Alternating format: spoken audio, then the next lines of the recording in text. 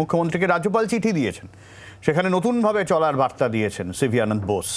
আর CV আনন্দ বোস এটা দ্বিতীয় বর্ষপূর্তি, সেখানেই মমতা বন্দ্যোপাধ্যায়কে চিঠি দিয়েছেন। তিনি লিখেছেন নতুনভাবে আগামী দিনের পথ চলা হোক। চিঠিতে এমনই বার্তা সিভি আনন্দ বোসের।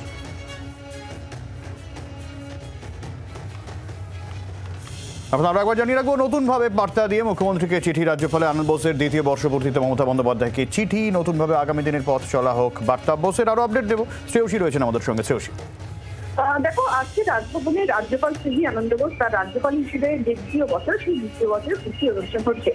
আর এক্ষেত্রে আমরা যেটা জানতে পারছি যে ইতিমধ্যে এই দ্বিতীয় বছর পূর্তি উপলক্ষে রাজ্যপালের পক্ষ থেকে মুখ্যমন্ত্রীর কাছে একটি চিঠি পাঠানো হয়েছে।